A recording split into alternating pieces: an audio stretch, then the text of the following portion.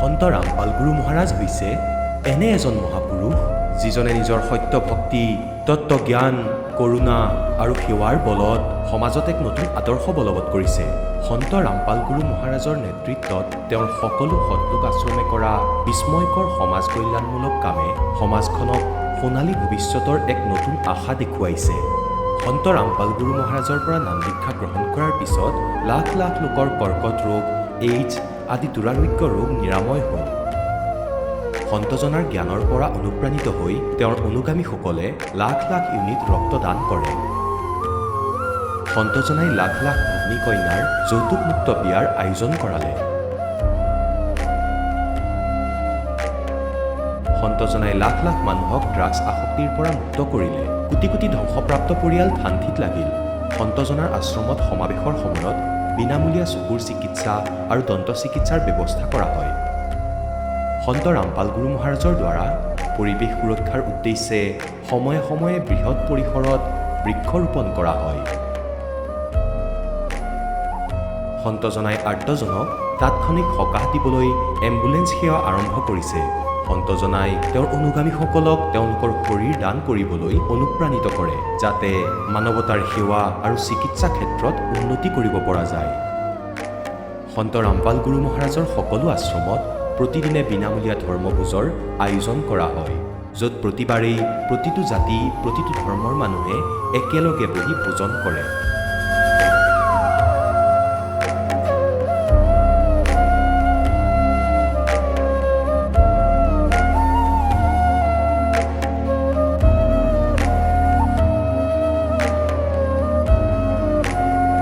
সন্ত ৰামপাল গুৰু মহাৰাজৰ অন্নপূৰ্ণা অভিযানে দৰিদ্ৰ আৰু অসহায় লোকসকলৰ জীৱনত এক নতুন শক্তি আৰু আশাৰ সঞ্চাৰ কৰিছে। ঘৰে ঘৰে খাদ্য সামগ্ৰী আৰু প্ৰয়োজনীয় সাহায্য প্ৰদান কৰি সন্ত ৰামপাল গুৰু মহাৰাজে মানুহক দুখ আৰু অসহায় অৱস্থাৰ সৈতে যুঁজিবলৈ শক্তি প্ৰদান কৰিছে।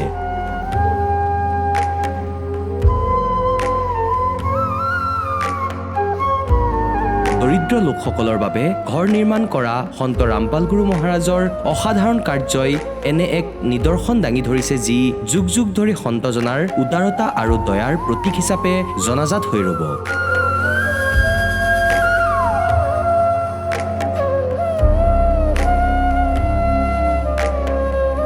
সন্ত ৰামপাল গুৰু মহাৰাজৰ আশ্ৰমত সহস্ৰাধিক বৃদ্ধ বৃদ্ধাই শ্ৰদ্ধা আৰু মৰমেৰে জীৱন যাপন কৰাৰ সুযোগ পায়। তেওঁলোকৰ থকা খোৱাৰ আৰু স্বাস্থ্যৰ সম্পূৰ্ণ দায়িত্ব সন্ত ৰামপাল গুৰু মহাৰাজে বহন কৰে। অনাথ শিশুৰ বাবে সন্ত ৰামপাল গুৰু মহাৰাজৰ সকলো আশ্ৰম বিশেষ বৰদানতকৈ কম নহয়, য'ত তেওঁলোকক শিক্ষা, সংস্কাৰ আৰু ভৱিষ্যতৰ বাবে উন্নত সুবিধা প্ৰদান কৰা হয়। বানপানী, ভূঁইকঁপ বা মহামাৰী যিয়েই নহওক, সন্ত ৰামপাল গুৰু মহাৰাজ আৰু তেওঁৰ অনুগামীসকল সদায় আৰ্তজনৰ বাবে আগৰণুৱা হৈ থাকে। ক'ভিড মহামাৰীৰ সময়ত সন্ত ৰামপাল গুৰু মহাৰাজৰ আশ্ৰমৰ পৰা কোটি কোটি লোকক খাদ্য, ঔষধ আৰু জীৱন ৰক্ষক সামগ্ৰী যোগান ধৰা হৈছিল। দুখীয়াক সকাহ কৰাই হওক বা যিকোনো শোষিত বা নিপীড়িত শ্ৰেণীৰ অধিকাৰ আৰু মৰ্যাদাৰ বাবে যুঁজ দিয়াই হওক, সন্ত ৰামপাল গুৰু মহাৰাজে সদায় তেওঁলোকৰ সকলো ন্যায্য দাবী চৰকাৰৰ ওচৰলৈ লৈ গৈছে আৰু তেওঁলোকক উপযুক্ত ন্যায় প্ৰদানৰ ক্ষেত্ৰত গুৰুত্বপূৰ্ণ ভূমিকা পালন কৰি আহিছে। সমাজত আধ্যাত্মিক আৰু সামাজিক মূল্যবোধৰ প্ৰতি সজাগতা অনাৰ প্ৰতিটো পদক্ষেপতে সন্ত ৰামপাল গুৰু মহাৰাজ মানৱতাৰ প্ৰকৃত সেৱক হিচাপে প্ৰমাণিত হৈছে। সন্ত ৰামপাল গুৰু মহাৰাজৰ জীৱনে আমাক শিকাইছে যে প্ৰকৃত সেৱা সেইটোহে যিটো নিস্বাৰ্থভাৱে কৰা হয়। আহক আমিও এই মহান সন্তজনৰ এই মহান সেৱাৰ কামত যোগ দিওঁ আৰু সন্ত ৰামপাল গুৰু মহাৰাজৰ পৰা নাম দীক্ষা লৈ আমাৰ জীৱন ধন্য কৰি তোলোঁ।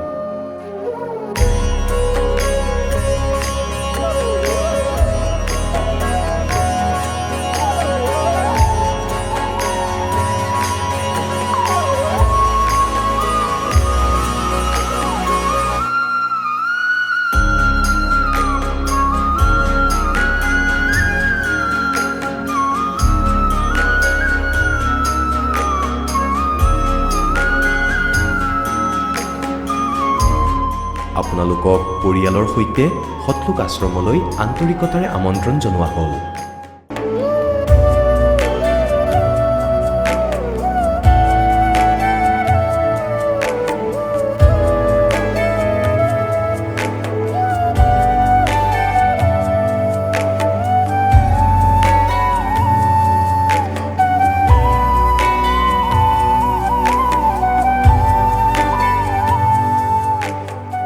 जब लग गुरु मिले ना साचा तब लग गुरु करो 10 पाचा। গুৰু সলনি কৰিব পাৰিনে? গুৰু সলনি কৰাটো পাপ নেকি? আধ্যাত্মিকতাৰ এই ক্ষেত্ৰত আচলতে সঠিক গুৰু কোন? গীতাশাস্ত্ৰত বৰ্ণিত তত্ত্বদৰ্শী সন্তজন কোন? এই সকলোবোৰ প্ৰশ্নৰ উত্তৰ জানিবলৈ নিশ্চয়কৈ শুনক জগতগুৰু তত্ত্বদৰ্শী সন্ত ৰামপাল গুৰু মহাৰাজৰ মংগল প্ৰবচন। নমস্কাৰ দৰ্শকসকল, যেতিয়া ধৰ্মৰ নামত চলি থকা ভণ্ডামি আৰু অমানৱীয় কাৰ্যকলাপে মানুহৰ বিশ্বাস একেবাৰে ভাঙি পেলায়, তেতিয়া এজন শিক্ষিত ব্যক্তিয়ে কেনেকৈ বিচাৰি পায় সত্যৰ পথ? কেনেকৈ এক ভয়ংকৰ বাইক দুৰ্ঘটনাৰ পৰা ৰহস্যজনকভাৱে ৰক্ষা পৰে এজন লোক? আজি আমি আপোনালোকক শুনাম বিশ্বনাথ জিলাৰ এজন শিক্ষক বাবুল কুমাৰ দাসৰ সত্য কাহিনী। পূৰ্বতে তেওঁৰ কোনো ধৰণৰ ভক্তি সাধনাৰ প্ৰতি আস্থা নাছিল। বৰ্তমান সমাজত চলি থকা পূজা পালত আৰু তথাকথিত ধৰ্মগুৰুসকলৰ ক্ৰিয়াকাণ্ডই তেওঁক কেতিয়াও আকৃষ্ট কৰিব পৰা নাছিল। কিন্তু তাৰ পিছতো তেওঁৰ হৃদয়ত আছিল প্ৰকৃত ভক্তি জ্ঞান লাভ কৰাৰ এক তীব্ৰ ইচ্ছা। তেওঁ সদায় এজন প্ৰকৃত গুৰুৰ সন্ধানত আছিল, যিয়ে তেওঁক সঠিক পথ প্ৰদান কৰিব পাৰে। পিছে তেওঁ কেনেদৰে লাভ কৰিলে সেই প্ৰকৃত সন্তৰ পৰিচয়? উচ্চ ৰক্তচাপৰ দৰে সমস্যাত ভুগি থকা বাবুল দাসে সন্তৰ শৰণ গ্ৰহণ কৰাৰ পিছত কেনেকৈ পৰিত্ৰাণ পালে? ইয়াৰ লগতে এক ভয়ংকৰ বাইক দুৰ্ঘটনাত পতিত হোৱাৰ পিছতো সন্ত ৰামপাল গুৰু মহাৰাজে তেওঁক কেনেকৈ ৰক্ষা কৰিলে? গতিকে আহকচোন পলম নকৰি সকলোখিনি কথা শুনো তেওঁৰ মুখেদি। নমস্কাৰ ছাৰ। জজ সাহেব, ছাৰ কি নাম আপোনাৰ? বাবুল কুমাৰ দাস। আপুনি ক'ৰ পৰা আহিছে? মই বিশ্বনাথ জিলাৰ অন্তৰ্গত গামুথান গাঁও পঞ্চায়তৰ কেটলাপথাৰ গাঁৱৰ পৰা আহিছোঁ। আপুনি সন্ত ৰামপাল গুৰু মহাৰাজৰ পৰা নাম দীক্ষা কেতিয়া লৈছিল? মই জগতগুৰু তত্ত্বদৰ্শী সন্ত ৰামপালজী মহাৰাজৰ পৰা নাম দীক্ষা 26/12/2023 লৈছোঁ। তেখেতৰ পৰা নাম দীক্ষা লোৱাৰ আগতে আপুনি অন্য কিবা ভক্তি সাধনা কৰিছিলনে?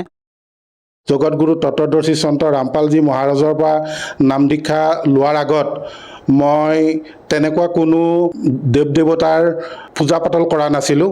এইটো কাৰণে কৰা নাছিলোঁ যে যিবিলাক আমাৰ সমাজত বৰ্তমান প্ৰচলিত যিবিলাক প্ৰথা প্ৰচলিত সেই প্ৰথাবিলাক মোৰ মনোগ্ৰাহী নাছিলে। আৰু এইটো কাৰণে মনোগ্ৰাহী নাছিলে, আমি বাস্তৱত কিছুমান ঘটনা মই দেখা পাইছিলোঁ যে আমাৰ যিবিলাক গুৰু আছিলে সেই গুৰুবিলাকত দীক্ষা লোৱাৰ পিছত বা শৰণ লোৱাৰ পিছত ভকতবিলাকে নিচাজাতীয় বস্তু সেৱন কৰিছিলে আৰু সেইবিলাক মোৰ মনোগ্ৰাহী নাছিলে। তাৰ উপৰিও আমাৰ মন্দিৰবিলাকত বা তীৰ্থস্থানসমূহত বা যিসকল ব্যক্তি তীৰ্থস্থানত ভ্ৰমণ কৰিবলৈ গৈছিলে বা তীৰ্থস্থান চাবলৈ গৈছিলে আৰু মন্দিৰত যিবিলাক আমাৰ সামগ্ৰী জমা থোৱা হৈছিলে তেনেকুৱা মন্দিৰবিলাকত প্ৰায় আমি চুৰ হোৱা টিভি বা ছ'চিয়েল মিডিয়াৰ মাধ্যমত আমি দেখা পাইছিলোঁ। বা তীৰ্থ ভ্ৰমণ কৰিবলৈ যোৱা কিছু কিছু ব্যক্তি আমি ছ'চিয়েল মিডিয়াত দেখা পাইছিলোঁ যে তেওঁলোক হয়তো দুৰ্ঘটনাত পতিত হৈ মৃত্যুগ্ৰহণ কৰিছে। আমাৰ মঠ মন্দিৰৰ পৰা কিছু সামগ্ৰী আমাৰ চুৰ হয়। প্ৰকৃততে যদি সেই মঠ মন্দিৰ তীৰ্থস্থানত ভগৱান থাকেই, তেতিয়াহ'লে এই দুষ্কাৰ্যবিলাক কিয় ঘটি থাকে? সেইটোত মই অলপ বিদেশী আছিলোঁ, মোৰ মনৰ ভাৱটো অলপ বিদেশী আছিলে। হয়তো এইবিলাকত ভগৱান নাই, সেইকাৰণে এই ঘটনাবিলাক ঘটি আছিলে। সেইটো কাৰণে মই প্ৰায় মোৰ 57 বছৰ চলি আছে, সেই 57 বছৰলৈকে মোৰ লগৰ বহুতোৱে দীক্ষা বা শৰণ লৈছে, কিন্তু মই তাত যোৱা নাছিলোঁ আৰু মোৰ মনোগ্ৰাহী নাছিলে। ছাৰ আপুনি কি কৰে? সদ্যহতে মই এজন শিক্ষক। যিহেতু আপুনি জনালে যে আপুনি এজন শিক্ষক আৰু লগতে আপুনি ক'লে যে পূৰ্বতে আপুনি কোনো ধৰণৰ ভক্তি সাধনা কৰা নাছিলে, তেন্তে আপুনি সন্ত ৰামপাল গুৰু মহাৰাজৰ শৰণলৈ কেনেকৈ আহিব লগা হ'ল ছাৰ? হয়, মই জগতগুৰু তত্ত্বদৰ্শী সন্ত ৰামপালজী মহাৰাজৰ শৰণলৈ মই আহিবলগীয়া হ'ল। এইটো কাৰণে আহিবলগীয়া হ'ল, মই এজন সঠিক গুৰুৰ সন্ধানত আছিলোঁ আৰু সেই সঠিক গুৰুৰ সন্ধান মই ছ'চিয়েল মিডিয়াৰ মাধ্যমত পাইছিলোঁ আৰু মই তেখেতৰ সৎসংগ শুনিছিলোঁ। আৰু মোৰ বাংগালুৰত মোৰ এজন দাদা আছিলে আৰু সেই দাদাজনে মোক এই জগতগুৰু তত্ত্বদৰ্শী সন্ত ৰামপালজী মহাৰাজৰ বিষয়ে অৱগত কৰিছিল আৰু মই সৎসংগ চাইছিলোঁ আৰু সৎসংগত চাই মই ইমানেই আপ্লুত হৈছিলোঁ আৰু মই ইমানেই মনোগ্ৰাহী হৈছিলোঁ যে তেখেতে যিবোৰ নীতি আমাৰ দেশ এখন চলাবৰ কাৰণে যেনেকৈ এখন সংবিধান থাকে, ঠিক তেনেকৈ আমাৰ আধ্যাত্মিক দিশত আমাৰ কিছুমান সংবিধান আগতে আমাৰ গুৰুসকলে লিখি থৈ গৈছে আৰু সেইবিলাকৰ মতে আমাৰ সমাজখন পৰিচালিত হোৱা নাছিলে আৰু মই তেখেতৰ সৎসংগ শুনিছিলোঁ আৰু সৎসংগত তেখেতে সেই শাস্ত্ৰৰ অনুকূলৰ যিবিলাক বাণী দেখুৱাই দিছিল আৰু তেওঁ মুখেৰে কোৱা সেই কথাবিলাক তেওঁ নিজৰ মন্তব্য নাছিল বা তেওঁ নিজৰ ভাৱধাৰাৰ বা নিজৰ চিন্তা চৰ্চাৰে কোৱা নাছিল।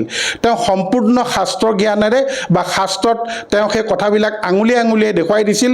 তাত মই বহুত ভাল পাইছিলোঁ আৰু মোৰ মনটো ভাল লাগি গৈছিলে আৰু মই তেনেকুৱা এজন গুৰুৱে সন্ধানত আছিলোঁ আৰু মই জানিব পাৰিছিলোঁ যে তেখেত এজন সন্ত আৰু তত্ত্বদৰ্শী গুৰু। গতিকে সেইটো কাৰণে মই তেখেতৰ চৰণত আহিবলৈ মই সক্ষম হ'লোঁ আৰু তেখেতৰ ওচৰত মই দীক্ষা ল'বৰ কাৰণে মই কিছু সন্ধান কৰিলোঁ আৰু সন্ধান কৰোঁতে মই ছ'চিয়েল মিডিয়াত সন্ধান কৰিলোঁ। মই গম পালোঁ যে বিশ্বনাথ জিলাৰ একেবাৰে আমাৰ ওচৰৰে নিকটৱৰ্তী কাউৰীপথাৰ গাঁৱত মই নামদান কেন্দ্ৰৰ অনুসন্ধান পালোঁ। সেই নামদান কেন্দ্ৰত আহি পিনে মই নাম দীক্ষা ল'লোঁ। ছাৰ, যিহেতু আপুনি এজন শিক্ষিত ব্যক্তি আৰু আপুনি নিজে ব্যক্ত কৰিছে যে আপুনি এজন শিক্ষক হয়, তেনে ক্ষেত্ৰত সঁচাকৈ ভাবিব লগা কথা। আমি বিভিন্ন ছ'চিয়েল মিডিয়া প্লেটফৰ্মত যেতিয়া সন্ত ৰামপাল গুৰু মহাৰাজৰ শিষ্যসকলৰ অনুভৱ শুনো, তেওঁলোকে নিজৰ মত ব্যক্ত কৰে যে তেওঁৰ পৰা নাম দীক্ষা লোৱাৰ পিছতে বিভিন্ন প্ৰকাৰে লাভ পোৱা বুলি। এই ক্ষেত্ৰত ছাৰ আপোনাৰ পৰা জানিব বিচাৰিছোঁ, যিহেতু আপুনি তেখেতৰ পৰা নাম দীক্ষা লৈ সৎভক্তি কৰি আছে, আপুনি তেখেতৰ পৰা কেনেধৰণৰ লাভ পাইছে? হয়, মই তেখেতৰ পৰা নাম দীক্ষা গ্ৰহণ নকৰাৰ আগতেই মই দুদিনমান সৎসংগ শুনিবলৈ আহিছিলোঁ আৰু এদিন মই হঠাৎ বিশ্বনাথ চাৰিআলিৰ পৰা ঘৰমুৱা হৈ আহি থাকোঁতে মোৰ বাইক এক্সিডেণ্ট হৈছিলে। মোৰ বাইকখন এনেকুৱাকৈ এক্সিডেণ্ট হৈছিলে, অৱশ্যে মোৰ বাইক কাৰো লগত সংঘৰ্ষ হোৱা নাছিলে। মই আপুনি বাইকৰ পৰা পৰি গৈছিলোঁ আৰু মোৰ বাইকখন যথেষ্ট ক্ষতি হৈছিলে আৰু মই ৰাস্তাৰ মাজত হাইৱেত মই প্ৰায় 4-5 লুটিমান মাৰিছিলোঁ। মৰাৰ পিছত মই বহি গৈছিলোঁ। বহাৰ পিছত মই নিজকে নিজে কৈছিলোঁ যে মানুহ এনেকৈ মৰে, কিন্তু মোৰ একো হোৱা নাছিলে। মোৰ সামান্য অলপ মোৰ ভৰিত কাটি গৈছিলে।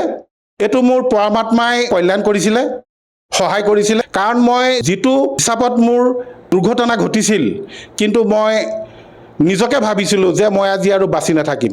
কিন্তু মই সেই ইয়াৰ আগত দুদিনমান সৎসংগ শুনাৰ কাৰণে মোৰ মনত ধাৰণা হৈছিলে যে মোক পৰমপিতা পৰমেশ্বৰ জগতগুৰু তত্ত্বদৰ্শীয়ে মোক এই বিপদৰ পৰা ৰক্ষা কৰিলে। তাৰ উপৰিও মোৰ হাই প্ৰেছাৰ আছিলে। হাই প্ৰেছাৰত মই প্ৰায় মোৰ 2021 চনৰ পৰা মই হাই প্ৰেছাৰত ভুগিছিলোঁ। মই এনেকুৱা এটা পৰ্যায় পাইছিল যে মই টেবলেট খায়ো মোৰ প্ৰেছাৰ কমা নাছিলে। বৰ্তমান মই জগতগুৰু তত্ত্বদৰ্শী সন্ত ৰামপালজী মহাৰাজৰ চৰণলৈ অহাৰ পিছত মই সদ্যহতে প্ৰেছাৰ টেবলেট খাবলৈ এৰিছোঁ আৰু মই আজি 5 মাহমান ধৰি মই প্ৰেছাৰ টেবলেট খোৱা নাই আৰু মই ঠিকেই আছোঁ। ইয়াৰ উপৰিও মোৰ আৰ্থিক, শাৰীৰিক, মানসিক, বৌদ্ধিক মই সকলো দিশতে উপকৃত হৈছোঁ। ছাৰ, যিহেতু আপুনি সন্ত ৰামপাল গুৰু মহাৰাজৰ পৰা নাম দীক্ষা লোৱাৰ পিছতে বিভিন্ন প্ৰকাৰে লাভ পালে আৰু লগতে আপুনি দীক্ষা নোলোৱাৰ আগতেও এবাৰ আপুনি বাইক দুৰ্ঘটনাৰ পৰা ৰক্ষা পাইছে বুলি নিজে মত ব্যক্ত কৰিছে। এই ক্ষেত্ৰত ছাৰ, যিসকল দৰ্শকে আপোনাক আজি টিভি স্ক্ৰীণত প্ৰত্যক্ষ কৰি আছে, সেইসকল লোকক আপুনি কি বাৰ্তা দিব বিচাৰে যাতে তেওঁলোকেও সন্ত ৰামপাল গুৰু মহাৰাজৰ পৰা দীক্ষা লৈ আপোনাৰ দৰেই উপকৃত হ'ব পাৰে? হয়, মই 2021 চনৰ পৰা মই হাই প্ৰেছাৰত ভুগি আছিলোঁ। বৰ্তমান 6 মাহ হ'ল মই কোনো হাই প্ৰেছাৰৰ টেবলেট সেৱন কৰা নাই। এয়া সম্ভৱ হৈছে একমাত্ৰ জগতগুৰু তত্ত্বদৰ্শী সন্ত ৰামপালজী মহাৰাজৰ আধ্যাত্মিক জ্ঞানৰ বাবে। গতিকে মই জগতক এটাই বাৰ্তা দিব বিচাৰোঁ, আমাৰ জগতৰ ব্যক্তিসকল বিভিন্ন ধৰণৰ সমস্যাত জৰ্জৰিত হৈ আছে। গতিকে তাৰ পৰা পৰিত্ৰাণ পাবৰ কাৰণে একমাত্ৰ উপায় জগতগুৰু তত্ত্বদৰ্শী সন্ত ৰামপালজী মহাৰাজৰ চৰণলৈ অহা। আৰু তেখেত বৰ্তমান পূৰ্ণ ব্ৰহ্মৰ পৰমপিতা পৰমেশ্বৰ কবিদেৱৰ অৱতাৰী পুৰুষ। তেখেতৰ সৎসংগ শুনক, তেখেতৰ জ্ঞান গংগা, জীৱনৰ সুগম পথ পঢ়ক। শিক্ষিত সমাজ, অন্ততঃ আপোনালোকে এবাৰ পঢ়ি চাওক, তেখেতৰ সৎসংগ এবাৰ আপোনালোকে শুনি চাওক। দীক্ষা লোৱাটো দূৰৰে কথা, তেখেতৰ সৎসংগ শুনাৰ পিছতেই আপুনি নিশ্চয় কিবা এটা নহয় কিবা আপুনি উপকাৰ পাব। জ্ঞান গংগা আপুনি এবাৰ পঢ়ক, জীৱনৰ সুগম পথ আপুনি এবাৰ পঢ়ক। সেই গ্ৰন্থসমূহত যিবোৰ কথা প্ৰতিপন্ন কৰিছে সেই কথাসমূহ আপোনালোকৰ প্ৰত্যেকৰ ঘৰত গীতা আছে, কীৰ্তন আছে, ভাগৱত আছে, আপোনালোকে ৰিজাই চাওক। গতিকে মই জগতক হাতযোৰ কৰি প্ৰাৰ্থনা কৰিছোঁ, প্ৰাৰ্থনা জনাইছোঁ, মই যেনেদৰে লাভান্বিত হৈছোঁ তেনেদৰে জগতৰ ব্যক্তিসকলো লাভান্বিত হওক। জগতগুৰু তত্ত্বদৰ্শী ৰামপালজী মহাৰাজে আমাক ভগৱান হিচাপে তেখেতৰ শিষ্যসকলক আঙুলিয়াই দেখুৱাইছে যে কবি পৰমাত্মা ভগৱান আকাৰ আছে। কবি পৰমাত্মা পৰমেশ্বৰ তেখেত যে ভগৱান বিভিন্ন শাস্ত্ৰত উল্লেখিত আছে, গীতাত উল্লেখিত আছে, কোৰাণত উল্লেখিত আছে, বেদত উল্লেখিত আছে, আনকি আমাৰ হিয়াৰ আমঠু শংকৰদেৱৰ ৰচিত গুৰু চৰিত্ৰত কবি পৰমাত্মা যে ভগৱান সেয়া উল্লেখিত আছে। আপোনালোকে পঢ়ি চাওক আৰু তেখেতৰ চৰণলৈ আহক। এয়াই মই জগতক মোৰ ক্ষুদ্ৰ জ্ঞানেৰে বাৰ্তা দিব বিচাৰিছোঁ। ছাৰ, যিহেতু আপোনালোকৰ গুৰু সন্ত ৰামপাল গুৰু মহাৰাজ হাৰিয়ানা প্ৰান্তৰ নিবাসী হয়, তেনে ক্ষেত্ৰত ছাৰ আমি অসমৰ পৰা যদি নাম দীক্ষা ল'ব বিচাৰোঁ কেনেকৈ ল'ব পাৰিম ছাৰ? হয়, জগতগুৰু তত্ত্বদৰ্শী ৰামপালজী মহাৰাজৰ উদ্যোগত নাম দীক্ষা লোৱাটো একেবাৰে সহজ। আপোনাৰ হাতত মোবাইল আছে, আপোনাৰ ঘৰত দূৰদৰ্শন যন্ত্ৰ আছে, আপুনি সৎসংগ শুনিব বা মোবাইলত আপুনি জগতগুৰু তত্ত্বদৰ্শী সন্ত ৰামপালজী মহাৰাজৰ সৎসংগ বুলি আপুনি চাৰ্চ কৰক। যদি আপুনি অসমীয়াত চাৰ্চ কৰে অসমীয়াত সৎসংগ পাব, হিন্দীত চাৰ্চ কৰিলে হিন্দী সৎসংগ পাব। আৰু সেই সৎসংগসমূহৰ তলত কিছুমান নম্বৰ আহি থাকে, সেই নম্বৰসমূহত আপোনালোকে কল কৰক। কল কৰিলে নিশ্চয় আপুনি আপোনাৰ নিকটৱৰ্তী নামদান কেন্দ্ৰটো সন্ধান পাব আৰু তাত গৈ আপোনালোকে বিনামূলীয়াকৈ নাম দীক্ষা ল'ব পাৰিব। ধন্যবাদ থাকিল ছাৰ। ধন্যবাদ। দৰ্শকসকল, আপোনালোকে শুনিলে সন্ত ৰামপাল গুৰু মহাৰাজৰ পৰা নাম দীক্ষা প্ৰাপ্ত কৰি সুখী হোৱা ভকতৰ অনুভৱ। এতিয়া চাওক জগতগুৰু তত্ত্বদৰ্শী সন্ত ৰামপাল গুৰু মহাৰাজৰ মংগল প্ৰবচন। পুণ্যাত্মাসকল এই কালৰ জালক বুজক আৰু এই হত্যালোকাশ্ৰম বৰবাদলৈ আহক আৰু নিজৰ কল্যাণ কৰাওক।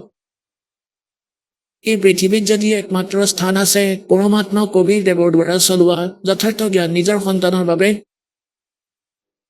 ইয়াক চিনাওক। এতিয়া পুণ্যাত্মাসকল, সেই পৰমাত্মাই আহি জ্ঞান দিছিলে 600 বছৰ আগতে পৰমাত্মাই কৈছিলে আৰু কি কৰিছিলে? ধৰ্মদাস ये जग बोराना कोई न जाने पद निर्वाण। এই সমগ্ৰ বিশ্বই ভ্ৰমিত আৰু কাৰোৰে মুক্তি মাৰ্গৰ জ্ঞান নাই। यही कारण मैं कथा पसारा जग से कोई एक राम नियारा। यही कथा तुम जग जीव सुनाओ, सब जीवों का भरम नसाओ। अब मैं तुमसे कहूँ चिताई, तेरे देवन की उत्पत्ति भाई। ज्ञानी सुने सो हृदय लगाई, मूर्ख सुने तो गम नहीं पाई। পৰমাত্মাই কৈছে, মই যি বাণী তোমালোকক শুনাই আছো তুমি লিখি আছা, লিখি থাকা, কিন্তু শুনিও থাকিবা। আৰু এই বাণী তুমি আগলৈ গৈ সংসাৰক কবা আৰু সকলো জীৱৰ ভ্ৰমৰ নাশ কৰিবা। গতিকে পুণ্যাত্মাসকল, আপোনালোকৰ ভাগ্য ভাল। আপোনালোকে পৰমাত্মাৰ এই মাৰ্গ সেই সময়ত পাইছে যি সময়ত পৰমাত্মাই এয়া প্ৰকাশ কৰিব বিচাৰিছিল। আৰু ধন্য আপোনাৰ পিতৃ মাতৃ, যাৰ পৰা আপোনালোকৰ জন্ম হ'ল। সেই পিতৃ মাতৃয়ে নিজৰ সন্তানসকলক ইয়ালৈ লৈ আহে। এওঁলোক তোমালোকৰ সঁচা পিতৃ মাতৃ। আৰু আজি যি আপোনালোকে নিজৰ সন্তানক, মাতা পিতা ভাই ভনীক কিমান মৰম কৰে, এই প্ৰেমটো তিষ্টি নাথাকিব যদিহে আপোনালোকে ভুল সাধনাত লাগি থাকে। এই সাধনাৰে যদি আপুনি সৎ ভক্তি কৰে, যদিও লাহে লাহে আপোনালোকে ইয়াৰ পৰা গৈ থাকে, শৰীৰ এৰি গৈ থাকে, যেতিয়া সৎলোক গৈ পাব, তালৈ গৈ যি পৰিয়াল আপোনাৰ ইয়াতে হৈছিলে তেনেকৈ লাহে লাহে তাতো হৈ যাব। তাত সন্তান আৰু মৰম লগা হ'ব, ইয়াতকৈ বেছি মৰম লগা হ'ব। ইমান সুন্দৰ শৰীৰ হ'ব, ভাল ব্যৱহাৰ হ'ব, শিষ্টাচাৰ থাকিব। তাত কোনো বস্তুৰে অভাৱ নাই। ইয়াত লাগিলে যিমান মৰম লগা পুত্ৰ বা পুত্ৰীয়ে নাথাকক, পিতৃয়েতো নিজৰ ছোৱালীক বিয়া পাতি দি পৰৰ কৰি দিয়ে দিব, কাৰণ ইয়াৰে নিয়ম। তেন্তে নিজৰ ক'ত নহ'ল? আৰু ল'ৰা যিমানেই মৰমৰ নহওক, সি যুৱক হ'লে তাক ক'ব, পুত্ৰ তুমি এতিয়া কামত লাগা। যদি কাম নকৰে তেন্তে তাক শত্ৰু যেন দেখিব যে সি একো কৰি নাখায়। গতিকে মৰমো সলনি হৈ থাকে আমাৰ। আৰু 6 মাহ যদি এজন সন্তান বেমাৰত পৰে, এবছৰ যদি বেমাৰত পৰে, তেতিয়া পিতৃ মাতৃয়ে নিজে কয় যে ভগৱান ইয়াক মাৰি পেলোৱা, ই বহুত কষ্টত আছে। কষ্টত সিহঁতেই থাকে, কিন্তু ক'ব লগা হয় যে সিহে কষ্টত আছে। এই প্ৰকাৰে পিতৃ মাতৃও বেমাৰত থাকে তেন্তে কয় মৰি যাওক। শৌচ পেচাব যদি ধুব লগা হয়, তেতিয়া পুত্ৰ পুত্ৰীটো বেলেগ। পুতেক আৰু বোৱাৰীয়েকেতো আগতেই হাত থিয় কৰি দিয়ে। গতিকে ইয়াৰে মৰম নকলি হয় ভাই, স্থায়ী নহয়। ঠিক আছে, মমতা আৰু শিষ্টাচাৰ আমি ইয়াতো বনাই ৰাখিব লাগিব। তাৰপিছত আৰু এই ভক্তিৰ বাবে আপোনালোকৰ এনেকুৱা এটেক নহয়। পেৰালাইচিছ হোৱা মানুহো দেখিছোঁ মই ইয়াত। নাম লোৱাৰ পিছত বহু সংখ্যকৰ ভাল হ'ল। পেৰালাইচিছ আছিলে আৰু তৃতীয় দিনাই খোজ কাঢ়িব ধৰিলে। চাওক, সি দুখো আঁতৰাই দিলে ভগৱানে। গতিকে ই এনেকৈ সুখ দিব, আপুনি ইয়াতো সুখত থাকিব আৰু সত্যলোকৰ সদায়ৰ বাবে অমৰ স্থান পাব। পৰমাত্মাই কয়, গুৰুদাস দেৱে কৈছে যে सतगुरु आए दया करी ऐसे दीन दयाले बंदी छोड़ वृत्तास का जठरग्नि प्रतिपाले অমল কৰো নিজে কৈছে ভগৱানে। अमर करूं सतलोक ले जाऊं ताते बंदी छोड़ कहाऊं बंदी छोड़ हमारा नामम अजर अमर हमरा अस्थिर ठामम আমাৰ অজৰ অমৰ স্থান আছে। ए स्वामी सृष्टा में सृष्टि हमार तीरे दास गरीब अदर रहूं अवगत सत कबीर भजन करो उस रब को जो दाता है कुल सबे का সেই পৰমাত্মাৰ ভক্তি কৰক পুণ্যাত্মাসকল। और समझा है तो सिर धर पाओ भौर नहीं रे ऐसा दाओ। बोलो सतगुरुदेव।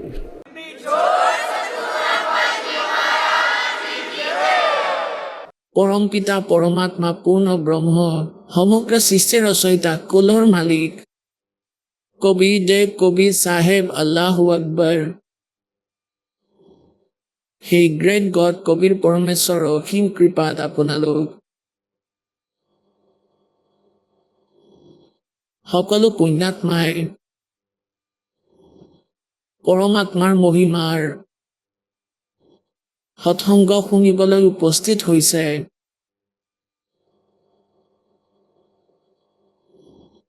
আপোনালোক বহুত বিশেষ আত্মা হয়, বিশেষ প্ৰিয় পৰমাত্মাৰ সন্তান। সেইবাবে আপোনালোকৰ এই জ্ঞান ভাল লাগিব ধৰিছে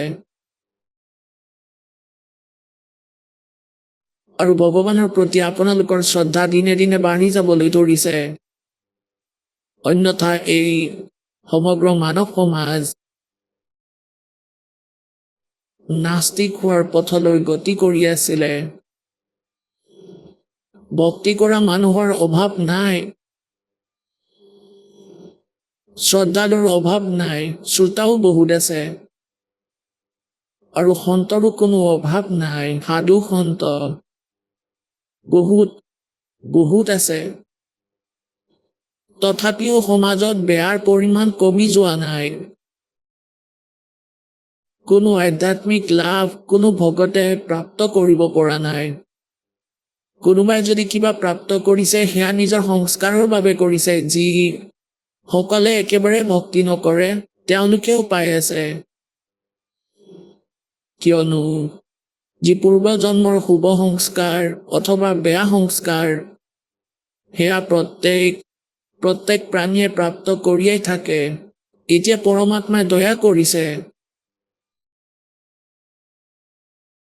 এইটোৱে সেইটো সময় যি সময়ত ভক্তি কৰা সকলো বহুত দুখত আছে আৰু যিসকলে ভক্তি নকৰে সিহঁতো এনেই দুখত আছে, হাহাকাৰ লাগি আছে। সকলোৰে বাবে পৰিচয় সৰ্বস্ব হৈ পৰিছে। মায়াই সকলোৰে বাবে প্ৰিয় হ'ল।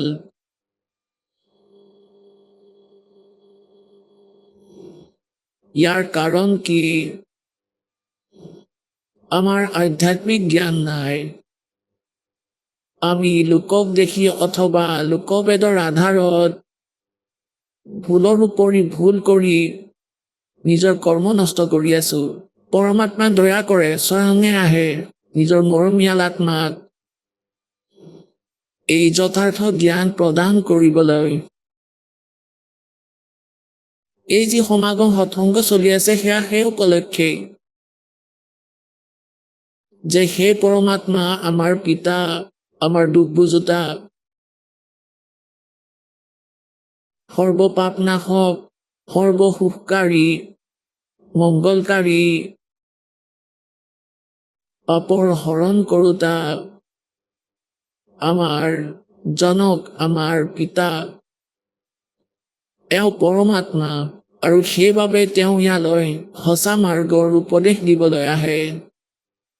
আৰু কাল ভগৱান যাৰ লোকত আমি বাস কৰি আছো, ই সম্পূৰ্ণ প্ৰযত্ন কৰে যে যাতে সকলো প্ৰাণী পৰমাত্মাৰ সৈতে পৰিচিত নহয় দন্ত কথা লোকবেদ শুনি থাকক, ভক্তি নকৰক, আৰু যদি কৰেও তেন্তে লগতে বেয়া কামো কৰক, আৰু ভক্তি কৰিলেও শাস্ত্ৰবিধি ত্যাগ কৰি মনৰ মতে আচৰণ কৰক, যাতে তেওঁলোকে ইয়াৰ পৰা একো লাভ নাপায়।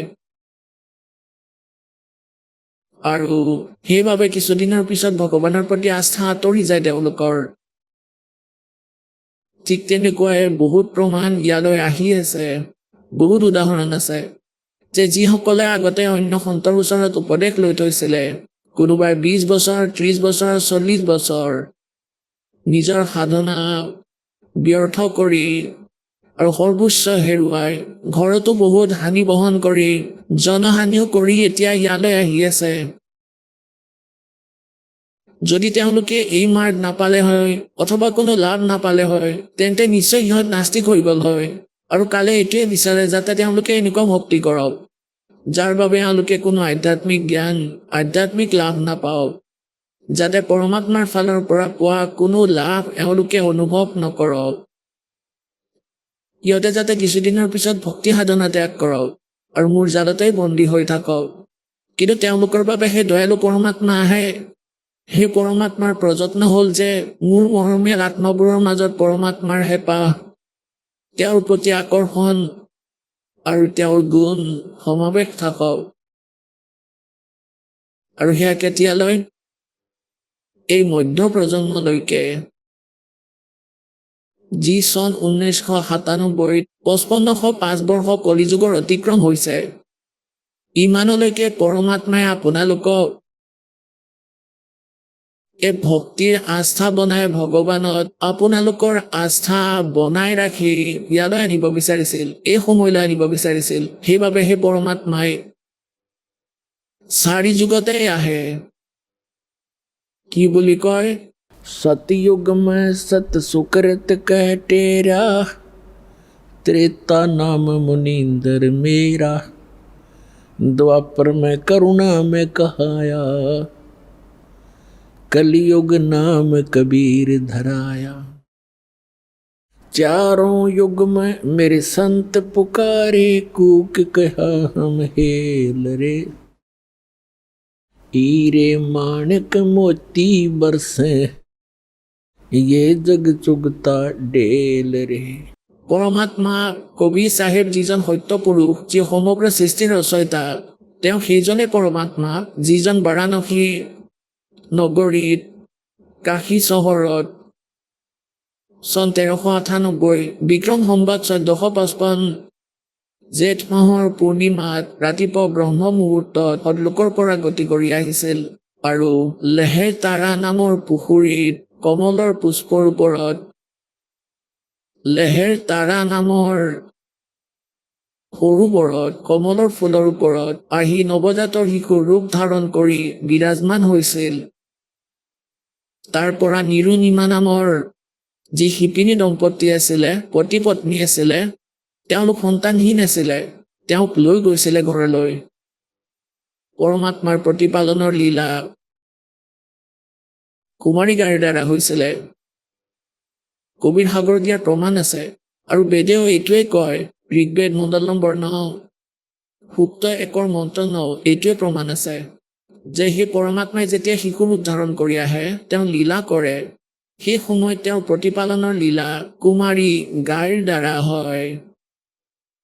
গতিকে এইজন পৰমাত্মা সেইজনে যিজন সমগ্ৰ সৃষ্টিৰ ৰচয়িতা, যাৰ গুণগান সৎগ্ৰন্থই কৰে। আৰু চকুৰে দেখা মহাপুৰুষসকলে তেওঁলোকেও এইজন পৰমেশ্বৰ কবীৰদেৱৰ মহিমা গাই গুণগান কৰিছে। আৰু এইজন সেইজনে পৰমাত্মা সমগ্ৰ সৃষ্টিৰ ৰচয়িতা, যিসকল মহাপুৰুষে পৰমাত্মাক প্ৰাপ্ত কৰিছে, যিসকলে পৰমাত্মাৰ সেই নিজ ধাম দেখিছে, লোক সত্যলোক দেখিছে, য'ত আমি সকলোৱে আছিলো। তেওঁলোকে পিছত নিজৰ অমৃত বাণীত লিখিছে আৰু কৈছে, हम सुल्तानी नानक तारे दादू को उपदेश दिया, जात जुलाहा भेद न पाया ये काशी मह कबीर हुआ। अनंत कोटि ब्रह्मांड का एक रति नहीं भार, सतगुरु पुरुष कबीर हैं कुल के सिरजनहारे। सतयुग में सत सुकृत कटेरा, त्रेता नाम मुनिंदर मेरा। সত্য যুগত পৰমাত্মা সৎসুকৃত নামেৰে আহিছিলে। এনেকৈ কমলৰ ফুলৰ ওপৰত সৰোবৰৰ ভিতৰত বিৰাজমান হৈছিলে নৱজাত শিশু ৰূপ ধাৰণ কৰি। তাৰ পৰা এজন বিদ্যাধৰ নামৰ ব্ৰাহ্মণে আৰু তেওঁৰ পত্নী দীপিকা, তেওঁলোক সন্তানহীন আছিল। পৰমাত্মা ঘৰলৈ লৈ গ'ল আৰু কুমাৰী গাইৰ দ্বাৰা তেওঁৰ প্ৰতিপালন হ'ল। 5 বছৰৰ আয়ুসত 4 বছৰৰ আয়ুসত মনুৰ দৰে যিজন বিদ্বান বুলি ভাবিছিলে, বিদ্বান দেখুৱাই আছিলে, তেওঁ ভাবাতুৰি খুৱাইছিল। তেওঁৰ প্ৰশ্নৰ উত্তৰ দিব পৰা নাছিলে মনুৱে। আৰু এটা প্ৰশ্নই পৰমাত্মাই সুধিছিলে, कौन ब्रह्मा का पिता है, कौन विष्णु की माँ, शंकर का दादा कौन है, ऋषि जी मोहे बता। তেওঁৰ হাতত কোনো উত্তৰ নাছিলে। ওলোটাই পৰমাত্মাৰ লগতে তেওঁ অভদ্ৰ আচৰণ কৰিব ধৰিছিলে। ই মিছলীয়া, ই ঠগবাজ, ই নিজকে ব্ৰাহ্মণ, নাজানো ই কোন হয়, কোন জাতিৰ। তাতে পৰি থকা পাইছিলো। বিদ্যাধৰৰ ঘৰলৈ আহিলি, ব্ৰাহ্মণৰ ঘৰলৈ, এনেকুৱা নিজ কথা পৰমাত্মাক ক'বলৈ ধৰিলে, বিষয় সলনি কৰি দিছিলে। এই প্ৰকাৰে পৰমাত্মা ত্ৰেতা যুগতো মুনীন্দ্ৰ নামেৰে প্ৰসিদ্ধ হ'ল। সেই সময়ত সেইজন আত্মাই যিজন বিদ্যাধৰ আৰু দীপিকা আছিলে, দুয়োজনে ত্ৰেতা যুগত আকৌ ব্ৰাহ্মণ কুলতে তেওঁলোকৰ জন্ম হৈছিলে। দুয়োজনৰ আকৌ সংযোগ হ'ল। তেওঁলোকৰ নাম আছিলে বেদবীজ, ব্ৰাহ্মণ পণ্ডিত, আৰু পত্নীৰ নাম আছিলে সূৰ্যা। যি দীপিকা আছিলে তেওঁ সূৰ্যা নামেৰে জন্ম ল'লে, পুনৰ জন্ম হ'ল। এনেকৈ তেওঁলোক সন্তানহীন আছিলে। তেনেকৈ পৰমাত্মাই আকৌ সৰোবৰৰ ভিতৰত কমলৰ ফুলৰ ওপৰত পুৱাই পালে। তেওঁলোকে উঠাই ঘৰলৈ নিলে। সেই সময়ত পৰমাত্মাই সেই ঋষি মহৰ্ষি সকলোকে নিৰুত্তৰ কৰিছিলে। সকলোৱে পৰমাত্মাৰ লগত ভাল ব্যৱহাৰ নকৰিছিলে। তেওঁক ঠাট্টা মস্কৰা কৰিছিলে, ইটিকিং কৰিছিলে, ব্যংগাত্মক ৰূপত কৈছিলে, নাজানো তুমি কোন জাতিৰ। বেদবীজে তোমাক ক'ত পৰি থকা পাইছিলে। যেতিয়া ত্ৰেতা যুগত পৰমাত্মা আহিছিলে, সেই সময়ৰ এটা কথা শুনা, পৰমেশ্বৰৰ সুপ্ৰসিদ্ধ এজন ভগতে প্ৰশ্ন কৰিছিলে। যেতিয়াই দাসে গাঁৱে গাঁৱে ঘৰে ঘৰে সৎসংগ কৰিবলৈ গৈছিলে, তেওঁ সৎসংগ শুনাৰ আগতে কৈছিলে যে মই ৰামায়ণখন বহুত ভালদৰে পঢ়িছোঁ আৰু গহীনতাৰে সেইখন অধ্যয়ন কৰোঁ। মই এটা দুটা প্ৰশ্নৰ উত্তৰ বিচাৰি, এটা দুটা প্ৰশ্নই মোক ইমান আমনি কৰি আছে, যিটোৰ উত্তৰ মই কোনো মণ্ডলেশ্বৰৰ ওচৰত, কোনো সন্ত আচাৰ্য শংকৰাচাৰ্যৰ ওচৰত, সন্ত মহাত্মাৰ ওচৰত মই উত্তৰটো পোৱা নাই। উত্তৰটো দিয়ে তেওঁলোকে ভালদৰে, কিন্তু মই সন্তুষ্ট হোৱা নাই। মই সুধিলোঁ, কোৱা কি প্ৰশ্ন আছে তোমাৰ? তেওঁ সুধিলে যে ৰামায়ণৰ ভিতৰত মন্দোদৰী যিগৰাকী ৰাৱণৰ পত্নী আৰু বিভীষণ, তেওঁলোকৰ এনেকুৱা বাণী আছে ৰামায়ণৰ ভিতৰত, তেওঁলোকে যি বিচাৰ ব্যক্ত কৰিছে, সেই ৰাক্ষস নগৰীৰ ভিতৰত এনেকুৱা ভাল বিচাৰ থকা আত্মা ক'ৰ পৰা আহিল? তেওঁলোকে এই জ্ঞান ক'ৰ পৰা প্ৰাপ্ত কৰিলে? মণ্ডোদৰীয়ে কিমান বুজাইছে। বিভীষণেও বহুত ভাল ভাল কথা কয় নিজৰ দাদাকক। এই মনোভাৱ তেওঁলোকৰ ক'ৰ পৰা আহিল? আৰু সমগ্ৰ শ্ৰীলংকাৰ ভিতৰত এনেকুৱা কথা কোনেও নকয়। আৰু আনটো কথা এইটো সুধিছিলে যে যেনেদৰে আমি শুনো যে সমুদ্ৰৰ ওপৰত দলং বনোৱা হ'ল, কেতিয়াবা শুনো, ক'ৰবাত শুনিছিলোঁ যে শ্ৰী ৰামচন্দ্ৰই পাথৰ উপঙাই দিয়ে। তাৰপিছত আমি এইটোও পঢ়ো যে শ্ৰী ৰামচন্দ্ৰদেৱে 3 দিনলৈকে বুকু পানীত থিয় হৈ সমুদ্ৰত প্ৰাৰ্থনা কৰিছিলে, অগ্নিবাণেৰে জ্বলাব বিচাৰিছিলে। তাৰপিছত নলনীলৰ কথা কৈছিলে যে সিহঁত এনেকুৱা ভগত যাৰ হাতত এনেকুৱা শক্তি আছে, তেওঁলোকৰ হাতেৰে পাথৰো নুডুবে। আৰু নলনীলে পাথৰ উপঙাইছিলে। আৰু কিছুমানে কয় যে হনুমানে ৰাম নাম লিখি দিছিলে পাথৰত, সেইবাবে সেইটো পাতল হৈ গ'ল, উপঙিব ধৰিলে। এয়া একেবাৰে অৰ্থহীন কথা।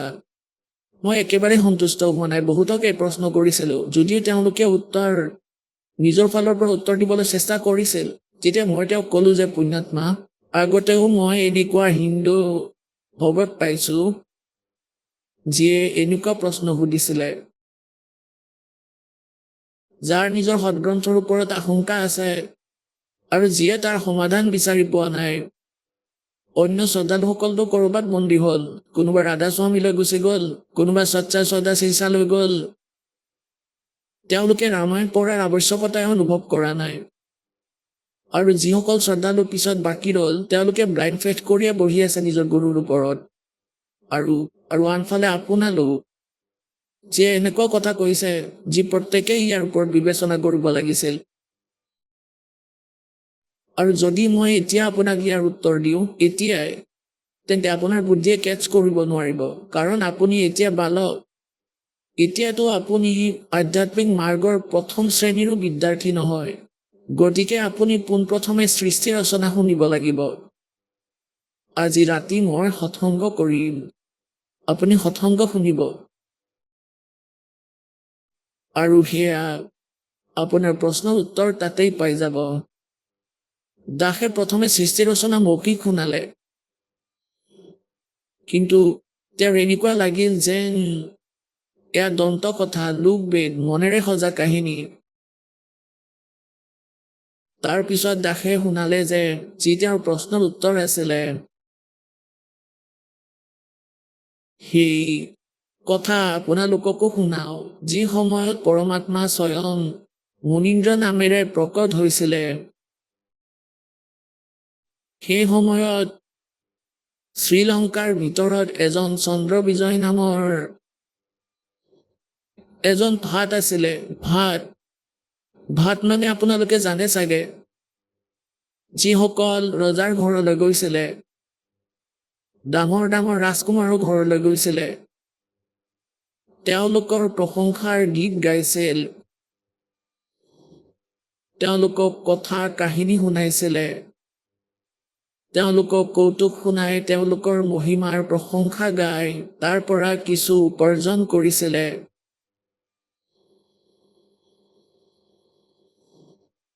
গতিকে চন্দ্ৰবিজয় নামৰ এজন ভাট আছিলে।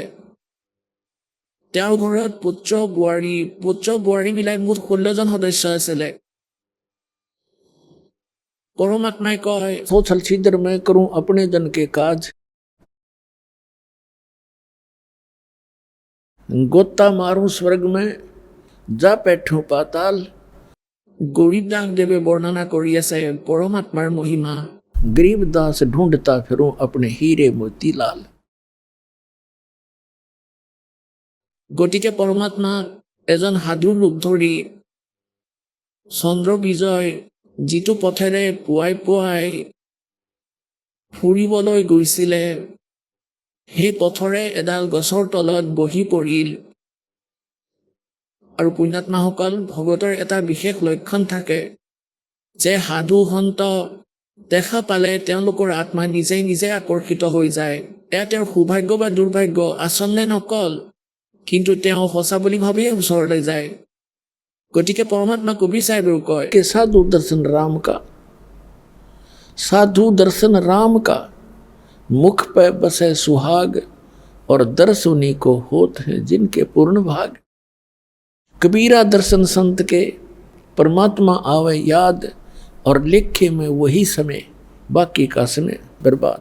গতিকে যেতিয়াই চন্দ্ৰ বিজয়ে নিৰ্ধাৰিত সময়ত যেতিয়া ৰাতিপুৱা ফুৰিবলৈ ওলাই আহিল, ফ্ৰেছ হ'বলৈ গ'ল, গৈ থাকোঁতে দেখিলে যে এজন সাধু বহি আছে। তেওঁ উভতি অহাৰ সময়ত তেওঁৰ চৰণত প্ৰণাম জনালে আৰু ক'লে, মহাত্মাদেৱ, দাসৰ ইয়াত এটা ঘৰ আছে, ফুল জুপুৰি, দৰ্শন দিয়ক ভগৱান, অলপ আহাৰো কৰক, আমাৰো উদ্ধাৰ কৰক। পৰমাত্মাটো গৈছিল সেইকাৰণেই। পৰমাত্মাই ক'লে যে, ভাই, মই সাধাৰণ সন্ত নহয়, মোৰ কিছুমান নিয়ম আছে, মৰ্যাদা আছে। যদি তুমি সেয়া পালন কৰা, তেতিয়াহে মই যাব পাৰিম তোমাৰ ঘৰলৈ। মোৰ দুৱাই চন্দ্ৰ বিজয় ভাতে গ'লে, আদেশ দিয়ক মহাত্মা। কি নিয়ম, কি আদেশ আছে আপোনাৰ? যিমান পাৰোঁ চেষ্টা কৰিম, যিমানখিনি সম্ভৱ হয় মোৰ দ্বাৰা। পৰমাত্মাই ক'লে যে, যি মোৰ ভগত হৈ যায়, মোৰ পৰা উপদেশ দীক্ষা লয়, মোৰ শিষ্য হয়, মই তাৰ ঘৰলৈহে যাওঁ। মই যি টি মানুহৰ ঘৰলৈ গৈ, আন উপদেশীৰ ঘৰলৈ গৈ আহাৰ নকৰোঁ। তেতিয়া চন্দ্ৰ বিজয়ে ক'লে যে, ভগৱান, মই শিষ্য হৈছোঁৱে, গুৰু ধৰিছোঁৱে, এজন ঋষি, আৰু সেইজন ঋষিকে গুৰু ধৰিছে মোৰ বহুত লগৰ বন্ধুৱে। তেতিয়া পৰমাত্মাই ক'লে যে, আপোনাৰ গুৰুৱে আপোনাক কোনজন ভগৱানৰ ভক্তি কৰাৰ কথা কৈছে? তেতিয়া চন্দ্ৰ বিজয়ে কৈছে যে, আননো কোন ভগৱান আছে? শিৱদেৱ, শংকৰ ভগৱানেইতো হ'ল সৰ্বেশ্বৰ, আৰু আমাৰ ৰজায়ো ভগৱান শংকৰৰে উপাসনা কৰে। তেতিয়া ভগৱানে ক'লে যে, শুনা ভাই, তোমালোক সকলোৱে ভ্ৰমিত হৈছা। এই শংকৰ ভগৱান নহয়, তেওঁ এজন দেৱতাহে, আৰু এই তিনিজন দেৱতাৰে একেধৰণৰে শক্তি আছে। শ্ৰী ব্ৰহ্মাদেৱ ৰজগুণ, শ্ৰী বিষ্ণুদেৱ শতগুণ, শ্ৰী শংকৰ তমগুণ। আজিকালি দৃষ্টিকোণেৰে এই দাসে আপোনালোকক বুজাব। যেনে ধৰক, এটা প্ৰান্তত ৩জন মিনিষ্টাৰ আছে, মন্ত্ৰী। গতিকে সেই মন্ত্ৰীবোৰৰ একেধৰণৰে ৰেংক থাকে, একেধৰণৰে পাৱাৰ থাকে, একেধৰণৰে তেওঁলোকৰ MLA থাকে। কিন্তু তেওঁলোকৰ বিভাগত পাৰ্থক্য থকাৰ বাবে তেওঁলোকৰ ভেলিউ কম বেছি হয়, সেইটো বেলেগ কথা। তাৰপিছত পৰমাত্মাই ক'লে, 3 लोक का राज है ये, ब्रह्मा विष्णु महेश, ऊंचा धाम कबीर का, बाणी बिर विदेश। 3 देव की जो करते भक्ति, उनकी कदे ना होए मुक्ति। गुण तीनों की भक्ति में ये भूल पड़ो संसार, कहे कबीर निज नाम बिना कैसे उतरो पार। এতিয়া চন্দ্ৰ বিজয়ে কিছু বুজি পালে। অলপ বেলেগ ধৰণৰ জ্ঞান আছিল, কিছুমান মিঠা লাগিলে, কিছুমান তিতা লাগিল।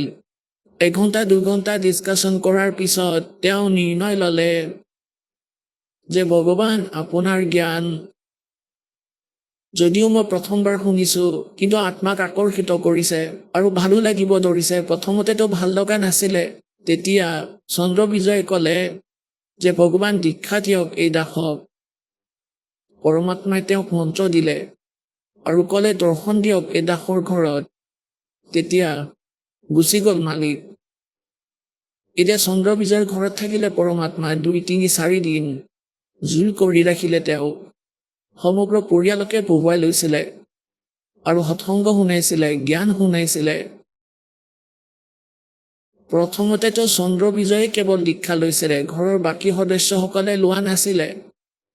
তেওঁলোক বহুত শ্ৰদ্ধালু ব্যক্তি আছিল। দীক্ষা যদিও লোৱা নাছিলে, জ্ঞান কিন্তু ভালদৰেই শুনিছিলে। পৰমাত্মা গুচি গ'ল। কিছুদিনৰ পিছত তেওঁ আকৌ আহিলে। সেই সময়লৈ তেওঁ নিজৰ সমগ্ৰ পৰিয়ালকে প্ৰস্তুত কৰাই ল'লে দীক্ষা দিয়াবলৈ। পৰমাত্মা আহিল, তাৰপিছত সকলো জ্ঞান ডিছকাছ কৰিলে আৰু সকলোৱে স্বীকাৰ কৰিলে যে সকলোবোৰ কথাই সঁচা। আৰু এই সন্ত সমৰ্থবান আৰু দৰ্শন কৰিয়ে আত্মা প্ৰসন্ন হ'ল। আহক আমি এতিয়া সেই শ্ৰদ্ধালুসকলৰ অনুভৱবোৰ জানো, যিসকলে জগতগুৰু তত্ত্বদৰ্শী সন্ত ৰামপাল গুৰু মহাৰাজৰ পৰা দীক্ষাপ্ৰাপ্ত কৰিছে তথা তেওঁ কোৱা ভক্তিমাৰ্গ এওঁলোকে অৱলম্বন কৰি আছে। নমস্কাৰ দৰ্শকসকল, যদি মানুহে শাস্ত্ৰবিধি ত্যাগ কৰি মনে সজা আচৰণ কৰে তেন্তে তেওঁ যিমানেই ভক্তি সাধনা নকৰক কিয় লাভৰ ঠাইত হানিয়ে হয়। নেপালৰ দাৰ্চুলা জিলাৰ নিবাসী যোগেন্দ্ৰ চন্দ্ৰৰ কাহিনীও কিছু তেনেকুৱাই। যোগেন্দ্ৰ চন্দ্ৰ আৰু তেওঁৰ সম্পূৰ্ণ পৰিয়ালে ব্ৰহ্মা, বিষ্ণু, মহেশ তথা দেৱী দুৰ্গাৰ ভক্তি সাধনা কৰি আহিছিল। কিন্তু ইয়াৰ পিছতো লাভৰ সলনি তেওঁলোকৰ জীৱনত লোকচান হৈ আছিল। তেওঁ মানসিক আৰু শাৰীৰিকভাৱে অত্যন্ত পীড়িত আছিল। পৰিস্থিতি ইমানেই বেয়া হৈ পৰিছিল যে তেওঁ আত্মহত্যা কৰাৰ সিদ্ধান্ত লৈছিল। কিন্তু সৌভাগ্যক্ৰমে তেওঁ সন্ত ৰামপাল গুৰু মহাৰাজৰ শৰণ লাভ কৰে, যাৰ পিছত তেওঁৰ জীৱন সম্পূৰ্ণৰূপে সলনি হৈ যায়। আহক জানো যোগেন্দ্ৰ চন্দ্ৰই কিয় নিজৰ পৰম্পৰাগত ভক্তি সাধনা ত্যাগ কৰি সন্ত ৰামপাল গুৰু মহাৰাজৰ শৰণ গ্ৰহণ কৰিলে। শুনো আহক যোগেন্দ্ৰ চন্দ্ৰৰ কাহিনী তেওঁৰ নিজৰ মুখেৰে। নমস্কাৰ ছাৰ। নমস্কাৰ ছাৰ। ছাৰ কি নাম আপোনাৰ? যোগেন্দ্ৰ চন্দ। যোগেন্দ্ৰ, আপুনি ক'ৰ পৰা আহিছে? মই গাঁও লালি, জিলা দাৰ্চলা, মহাকালী অঞ্চল, নেপালৰ বাসিন্দা। যোগেন্দ্ৰ, আপুনি ৰামপালদেৱ মহাৰাজৰ পৰা নাম দীক্ষা কেতিয়া লৈছিলে? 1/11/2010 মই সন্ত ৰামপালদেৱ মহাৰাজৰ পৰা নাম উপদেশ লৈছিলোঁ। ছাৰ, সন্ত ৰামপালদেৱ মহাৰাজৰ পৰা নাম দীক্ষা লোৱাৰ আগতে আপুনি কিবা ভক্তি সাধনা কৰিছিলনে? হয়, মই হনুমান দেৱৰ 22 বছৰলৈকে মই সাধনা কৰিছিলোঁ আৰু লগতে ব্ৰহ্মা, বিষ্ণু, মহেশ আৰু মা দুৰ্গাৰ আৰু ভাগৱতীৰ পূজা কৰিছিলোঁ, য'ত আমি প্ৰতিবাৰে মাহত বা বছৰত প্ৰতিবাৰেই বলি দিছিলোঁ। আৰু দুৰ্গা মাৰ পূজা বছৰত ভাগৱত আৰু হিন্দু সমাজৰ মতে যি ভাগৱত হয় সেয়া কৰিছিলোঁ, ন দুৰ্গাৰ পূজা কৰিছিলোঁ। আৰু য'ত বছৰত বহুত খৰচ হৈছিল কিন্তু লাভ একো পোৱা নাছিলোঁ আমি। ঘৰত বেছি সমস্যাহে হৈছিল। ঘৰত কেতিয়াবা মোৰ ল'ৰা ছোৱালী বেমাৰত পৰিছিল, কেতিয়াবা মা বেমাৰত পৰিছিল আৰু ঘৰত হাই কাজিয়া বহুত বেছি হৈছিল। আৰু ভূত প্ৰেতৰ ইমান বেছি তাণ্ডৱ আছিল যে ঘৰত সকলো সময়ত সদায় সংঘাত আৰু হাই কাজিয়াৰ বাহিৰে আন একোৱে হোৱা নাছিল। আৰু দেউতা আৰু মাৰটো সদায়ে হাই কাজিয়া হৈছিল, যাৰ কাৰণে মই বহু সমস্যাৰ সন্মুখীন হৈছিলোঁ। আৰু গোটেই জীৱনটোত মানে পূজা ইমান কৰিছিল, মায়েও প্ৰায় বহুত বেছিয়ে পূজা কৰিছিল। মা দুৰ্গাৰ আমাৰ গাঁৱত যি ভগৱতীৰ মন্দিৰ আছিল তাত সদায়ে চাকি জ্বলাইছিল, সদায় তাত পূজা অৰ্চনা কৰিছিল। ঘৰতো মন্দিৰ সাজি লোৱা হৈছিল য'ত প্ৰতিদিনে পূজা কৰিছিল। কিন্তু সেই পূজাৰ পৰা একো লাভো হোৱা নাছিল আৰু দিনে ৰাতিয়ে ঘৰত কাজিয়া আৰু ঘৰত ইমান সমস্যা হৈছিল যে আমি বহুত ধাৰত পৰিবলগীয়া হৈছিল। আমাৰ প্ৰায় 18-20 লাখ টকাৰ ধাৰ হৈ গৈছিল। গতিকে মই বহুত চিন্তাত আছিলোঁ যে এই ধাৰো বাঢ়ি গৈ আছে আৰু ঘৰত একো লাভেই হোৱা নাছিল। আৰু শ্ৰীমতীও বহুত বেমাৰত আছিল। তেওঁৰ এখন ভৰিত সদায়ে বহুত বিষ অনুভৱ কৰিছিল। ছাৰ, আপুনি কৈছে যে আপোনাৰ বহুত বেছি সমস্যা আছিল। সন্ত ৰামপালদেৱ মহাৰাজৰ পৰা নাম দীক্ষা লোৱাৰ পিছত আপোনাৰ সমস্যা সমাধান হ'লনে? হয়, বহুত বেছি ভাল হ'ল। মোৰ মানসিক চাপ বহুত আছিল আৰু যি শৰীৰত মোৰ বিষ আছিল, বেকবনত পেৰালাইছৰ চিকাৰো হৈছিলোঁ। এইফালে ইয়াৰ পৰা গোটেই শিৰ ব্লক হৈ গৈছিল আৰু এই শৰীৰ মোৰ দুৰ্বল হৈ গৈছিল। প্ৰায় 50-52 কেজিৰ হৈ গৈছিলোঁ মই নিজেই। ইমান চিন্তাত আছিলোঁ যে মোৰ কি হ'ব, আৰু মই ভাবি আছিলোঁ যে শৰীৰ একেবাৰে কামৰ যোগ্য নাছিল। মই মানে এক্সাৰচাইজো বহুত বেছি কৰিছিলোঁ আগতে, আৰু এসময়ত এনেকুৱা আছিল যে মই 500 বেন আৰু 500 চিটাপ আৰ্মিত থকাৰ বাবে মই সকলো এক্সাৰচাইজ কৰিছিলোঁ। 5 কিলোমিটাৰ ডিবিটি আৰু এইবোৰ এক্সাৰচাইজ কৰিছিলোঁ মই। কিন্তু মোৰ এনেকুৱা হৈছিল এসময়ত এই 500 বেন চিটাপ লগোৱা মানুহজনৰ এসময়ত এখোজো আগবাঢ়িবলৈ সমস্যা হৈছিল। তেতিয়া মই বুজিলোঁ যে এই জীৱনটো ব্যৰ্থ হৈ গৈছে। এতিয়া মই কি কৰোঁ? তেতিয়া মই ভগৱানক বিচাৰিলোঁ। হে ভগৱান, মা দুৰ্গাক প্ৰাৰ্থনা কৰিলোঁ, হে মা মোৰ শৰীৰটো ঠিক কৰি দিয়া। মই বহু সমস্যাৰ সন্মুখীন হৈছোঁ, মগজুৱে কাম নকৰা হৈ গৈছে। তেতিয়া তাৰপিছত কোনো ফালৰ পৰা যেতিয়া লাভ নাপালোঁ, তেতিয়া মই আত্মহত্যা কৰা পৰ্যন্ত ভাবিব লৈছিলোঁ, কৰিম বুলি ভাবিছিলোঁ। কিন্তু মই যেতিয়া সন্ত ৰামপালদেৱ মহাৰাজৰ শৰণলৈ আহিলোঁ, তেতিয়া মই আৰাম পালোঁ আৰু মোৰ এই অল্পায়ুত যি মৃত্যু আছিল সেয়া সন্ত ৰামপালদেৱ মহাৰাজে আঁতৰাই দিলে। মোৰ পত্নী বহুত বেমাৰত আছিল, যি এই পেট ফুলি একদম ডাঙৰ পেট হৈ গৈছিল। সেইকাৰণে যেতিয়া ইয়াৰে ডক্তৰক দেখুৱালোঁ, পিলিভিতত এজন ডক্তৰ আছে প্ৰীতি সিং, তেওঁৰ ওচৰলৈ গ'লোঁ আৰু তাত যোৱাৰ পিছত তেওঁ ক'লে যে এওঁৰ বচাটোতো একেবাৰে অসম্ভৱ, 99% ঠিক হ'ব নোৱাৰে আৰু এওঁক লক্ষ্ণৌলৈ লৈ যোৱা, ইয়াত আমি একো কৰিব নোৱাৰোঁ। বহুত ডাঙৰ হস্পিটেল আছিল, প্ৰীতি সিং বহুত ডাঙৰ ডক্তৰ আছিল তাৰ। লক্ষ্ণৌলৈ ৰেফাৰ কৰিলে তেওঁ, কিন্তু লক্ষ্ণৌলৈ আহি আকৌ তেওঁক মই ঘৰলৈ লৈ গ'লোঁ। নেপাললৈ যোৱাৰ পিছত কোনোবাই ক'লে যে চিটৱানলৈ লৈ যাবা। গতিকে তাত যোৱাৰ পিছত মই গম পালোঁ যে এতিয়া এওঁৰ বচাটো অসম্ভৱ। প্ৰায় 5 কিলোৰ ৰিপৰ্টত দেখুৱালে 5 কিলোৰ যি টিউমাৰ আছিল, এই 5 কিলোৰ টিউমাৰ বহুত ডাঙৰ হৈ যায়, ইয়াৰ বাবে খাবও নোৱাৰে, শুবও নোৱাৰে। গাঁৱত সকলোৱে ক'ব ধৰিলে যে এওঁ আৰু নাবাচে, 2-3 দিনৰ ভিতৰত এওঁৰ মৃত্যু হ'ব। সকলোৱে ক'বলৈ ধৰিছিল এনেকৈ, যি কাৰণে কি কৰিম ভাবি পোৱা নাছিলোঁ। সেইকাৰণে গুৰুদেৱক প্ৰাৰ্থনা কৰিলোঁ, সন্ত ৰামপালদেৱ মহাৰাজক। গতিকে গুৰুদেৱৰ দয়াৰে গুৰুদেৱে ক'লে যে পুত্ৰ ঠিক হৈ যাব, পৰমাত্মাই দয়া কৰিব বুলি ক'লে। সেই টিউমাৰ অপাৰেশ্যনৰ দ্বাৰা ওলোৱা হ'ল। সেই টিউমাৰ যি 5 কিলো ওজনৰ আছিল, ডক্তৰে চাই যি কৈছিল যে এই 5 কিলোৰ টিউমাৰ এয়া অপাৰেশ্যনেৰেও ঠিক কৰিব নোৱাৰি, তেনেকৈ কৈ তেওঁলোকে ৰেফাৰ কৰি দিছিল। উত্তৰ প্ৰদেশৰ তিলিপিঠৰ ওচৰত যি ডক্তৰ আছে প্ৰীতি সিং, তেওঁক দেখাওঁতে তেওঁ কৈছিলে যে ভাই, এওঁৰ পেটতো ডাঙৰ টিউমাৰ আছে, এওঁৰ অপাৰেশ্যন হ'লেও বচাৰ সম্ভাৱনা একেবাৰে নাই, আমাৰ দ্বাৰা নহ'ব বুলি কৈ লক্ষ্ণৌ লৈ যাবলৈ ক'লে। গতিকে যেতিয়া আমি তাৰ পৰা গুচি আহিলোঁ ঘৰলৈ, তাৰপিছত পত্নীৰ বাবে মই গুৰুদেৱক প্ৰাৰ্থনা জনালোঁ, সন্ত ৰামপালদেৱ মহাৰাজক। প্ৰাৰ্থনা কৰাৰ পিছত গুৰুদেৱৰ আদেশ আহিল যে ঠিক হৈ যাবা। গতিকে পৰমাত্মাৰ দয়াৰে সেই যি অপাৰেশ্যন ছাকচেছ হৈ গ'ল আৰু পত্নীৰ প্ৰাণ বাচিল। আজি প্ৰায় 5-6 বছৰ হৈ গ'ল মোৰ পত্নী সুস্থ অৱস্থাত আছে। মোৰ পিতৃও এবাৰ আশ্ৰমলৈ আহিছিল আৰু ময়ো সেই সময়ত ছাৰ্ভিচত আছিলোঁ। তাৰ পৰা সত্যলোক আশ্ৰম বৰবালালৈ আহিলোঁ। গতিকে গুৰুদেৱক দৰ্শন কৰিবলৈ মই লাইনত আছিলোঁ। মোৰ পিতৃ আৰু আমিতো কিবা আলোচনা কৰি আছিলোঁ। ইমানতে পিতৃ অচেতন হৈ পৰিল আৰু তেওঁৰ এই যি ডিঙি ইয়াৰ পৰা ঘূৰি ইয়ালৈকে আহি গ'ল। গতিকে পিছত বহু দেৰিলৈকে এইবোৰ চলি থাকিল। গুৰুদেৱৰ দৰ্শন কৰি আমি যেতিয়া গুচি আহিলোঁ, তেতিয়া এয়া কালৰ বহুত ডাঙৰ এটেক আছিল। তাত বহুত বেছি তেওঁৰ সমস্যা হ'বলৈ ধৰিলে। ডিঙি একেবাৰে ইয়াৰ পৰা ঘূৰি একেবাৰে বেকা হৈ গ'ল। আমি তাত কান্দিব ধৰিলোঁ, চিঞৰিব ধৰিলোঁ। তেতিয়া মই গুৰুদেৱক প্ৰাৰ্থনা জনালোঁ। সেই সময়তে গুৰুদেৱৰ দৰ্শন হ'ল আৰু গুৰুদেৱে আদেশ দিলে যে ঠিক হৈ যাব, চিন্তা নকৰিবা বুলি ক'লে। আৰু অমৃত জল বিচাৰিলোঁ। যেতিয়া অমৃত জল দিলে, পিতৃৰ যি ডিঙি একেবাৰে বেকা হৈ আছিল সেয়া চিধা হৈ গ'ল। আৰু তাতেই যি আশ্ৰমত নৰ্মেল হস্পিটেল ফাৰ্ষ্ট এডৰ বাবে বনাই থোৱা হয়, সাধাৰণ চিকিৎসা কৰাৰ পিছত পিতৃ আজি একেবাৰে সুস্থ। আমাৰ ঘৰত যি পিশাচৰ পূজা কৰা হৈছিল, বংশৰ সকলো মানুহ আহিছিল আৰু সেই পিশাচৰ পূজা বছৰত এবাৰ কৰা হয়, য'ত মায়েও তাতে বহুত বেছি কাম কৰিছিল আৰু ঘৰত শান্তিৰ বাবে সকলো কাৰ্য কৰা হৈছিল। কিন্তু এই পূজাৰে একো লাভ হোৱা নাছিল।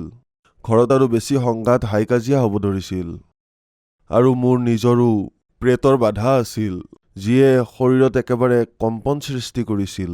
যেতিয়া সন্ত ৰামপালদেৱ মহাৰাজৰ পৰা নাম উপদেশ ল'লোঁ, তেতিয়া লাভ হ'ল। এবাৰ ঘৰত লেট্ৰিন বাথৰুম বনাবলৈ আমি গাঁত খান্দি থৈছিলোঁ, য'ত ল'ৰা ছোৱালীয়ে তাত নৰ্মেল কাম, সৰু সুৰা কাম কৰি আছিল। তেতিয়া মোৰ একেবাৰে সৰু ল'ৰাই ত্ৰিদেৱ যি তালৈ গৈ পালে ওপৰত যি লোহা ৰখা আছিল সেয়া তাৰ মূৰত পৰি গ'ল। তাতেই সি বেহুচ হৈ গ'ল আৰু তাক উঠাই আমি দুয়ো, মোৰ পত্নী আৰু মই কান্দিবলৈ ধৰিলোঁ তাত, আৰু সি বেহুচ অৱস্থাত আছিল। গতিকে এই সময়তে গাঁৱৰ কেইজনমান লোক আহি ক'লে যে ইয়াক হাস্পতাললৈ লৈ যোৱা। মই ক'লোঁ যে ইয়াক হস্পিতাললৈ নিনিওঁ, যি হওক মোৰ গুৰুদেৱেই ঠিক কৰিব, সন্ত ৰামপালদেৱ মহাৰাজে বুলি ক'লোঁ।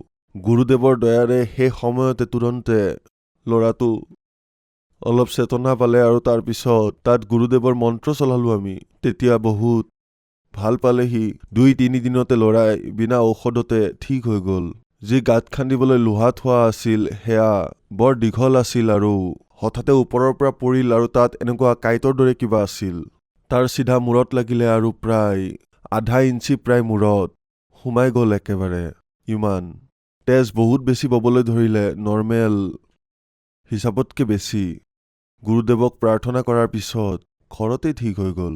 মই নিচাৰো বহুত আসক্ত আছিলোঁ, যেনে মদ, চাধা, পাণ, গুটখা, ভাং সকলোবোৰে সেৱন কৰিছিলোঁ। যেতিয়া মই ঘৰলৈ গৈছিলোঁ ৰাতি 12 বজালৈকে মোৰ লগৰ যিমানবোৰ আছিল সকলো আহিছিল আৰু মোৰ ছুটি কেনেকৈ শেষ হৈ গৈছিল মই গমেই নাপাইছিলোঁ। প্ৰায় 15-20 বটল মদ লৈ গৈছিলোঁ আৰ্মিৰ পৰা। সেই সকলো শেষ কৰাৰ পিছত আৰু কেইবা হাজাৰ টকাৰ মদ আৰু খাইছিলোঁ মই। সঞ্চয় 1 টকাও হোৱা নাছিল। আজি 11 বছৰ ধৰি পৰমাত্মাৰ দয়াত মোৰ এইবোৰ খোৱাটো দূৰৰ কথা, যদি কোনোবাই খায়ো মই কওঁ এইবোৰ বেয়া বস্তু নাখাবা। মই যি দুখৰ মাজেৰে পাৰ হৈ আহিলোঁ, একেবাৰে মোৰ শৰীৰত যি পেৰালাইছৰ সমস্যা আছিল, আত্মহত্যা কৰাৰ মোৰ যি প্ৰবল ইচ্ছা জাগিছিল, এনে লাগিছিল যেন মই এই সংসাৰত হাৰি গৈছিলোঁ। গতিকে সন্ত ৰামপালদেৱ মহাৰাজৰ দয়াৰে আজি মই জীৱিত আৰু সন্ত ৰামপালদেৱ মহাৰাজৰ দয়াতে আছোঁ। গতিকে মোৰ যিবোৰ বেয়া বস্তু মই সেৱন কৰিছিলোঁ, মদ, মাছ, মাংস, ভাং, গুটখা, পাণ, চাধা, এই সকলোবোৰ অভ্যাস মোৰ নোহোৱা হ'ল। মানুহবোৰে ক'ব ধৰিলে ইমানবোৰ বেয়া কাম কৰি ভাল হৈ দেখুৱাইছে, কিন্তু আজি মোৰ অৱস্থা দেখি সিহঁতে নিজেই কয় যে ই সঁচাকৈয়ে আগতকৈ বহুত ভাল হৈ গৈছে, এতিয়া একো নিচাই নকৰে। মোৰো বৰ ভাল লাগে যেতিয়া মানুহে কয় যে ই নিচা নকৰে। আৰু মই ইমান নিচা কৰিছিলোঁ, দিনে ৰাতি মদ খাইছিলোঁ, আৰু য'ত মোৰ বন্ধুবোৰৰ লগতো সম্পৰ্ক বেয়া হ'বলৈ ধৰিলে আৰু পইচাৰো লোকচান হৈ আছিল। আজি সকলো পইচা সঞ্চয়ো হৈ আছে আৰু ঘৰত বহুত সুখ শান্তিও হৈছে। ছাৰ, মই আপোনাক সুধিব বিচাৰিম, আপুনি কি কাম কৰে? হয়, মই ভাৰতীয় সেনাৰ জোৱান। নেপালৰ যি গোৰ্খা ৰেজিমেণ্ট নেঞ্জিয়া বুলি কয়, চেত্ৰী ইউনিট, তাত মই কৰ্মৰত। যিসকল মানুহে আজি আপোনাক টিভিত দেখি আছে আৰু তেওঁলোকৰো সেই একে সমস্যা হৈ আছে, কি ক'ব তেওঁলোকক? দাসে বাৰ্তা কি দিব পাৰে? মই এয়া প্ৰাৰ্থনা কৰিব পাৰোঁ যে যি ধৰণে মোৰ ঘৰত এই দুখৰ পাহাৰ ভাঙি পৰিছিল আৰু মোৰ লগতো এই সমস্যাবোৰ হৈ আছিল, মই নিজেই আত্মহত্যা কৰা কথা পৰ্যন্ত ভাবিব লৈছিলোঁ। আজি যদি মই সকলো ফালৰ পৰা সুসম্পন্ন হৈ যদি দুয়োজনে, মোৰ পত্নীও টিচাৰ আছিল আৰু মই নিজেও আৰ্মিত আছিলোঁ, দুয়োজনে কাম কৰাৰ বাবে পইচাৰো অভাৱ নাছিল। আজি গুৰুদেৱৰ দয়াত আজি যিহেতু মই সুস্থ হ'লোঁ, গতিকে মই ভক্ত সমাজক এয়াই প্ৰাৰ্থনা কৰিব বিচাৰোঁ যে যি প্ৰকাৰে মোৰ দুখক সন্ত ৰামপালদেৱ মহাৰাজে ঠিক কৰিলে, আপোনালোকেও এই যি কিতাপ জ্ঞান গংগা আৰু এই যি চেনেলত সৎসংগ আহে তাৰ তলত হালধীয়া শাৰীত যি নম্বৰ দিয়া হয় তাত যোগাযোগ কৰি কিতাপ বিচাৰিব পাৰে আৰু নিজৰ কল্যাণ কৰাব পাৰে। ধন্যবাদ ছাৰ। সৎ চাহেব।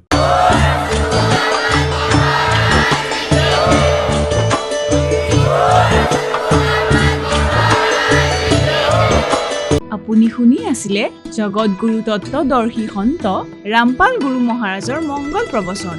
অধিক জানিবৰ বাবে ভিজিট কৰক www.jagatgururampalji.org।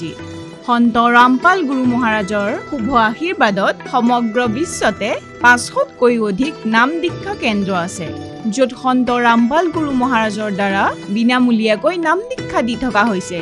আপোনাৰ ওচৰৰ নাম দীক্ষা কেন্দ্ৰৰ ঠিকনা জানিবলৈ সম্পৰ্ক কৰক 7082208528।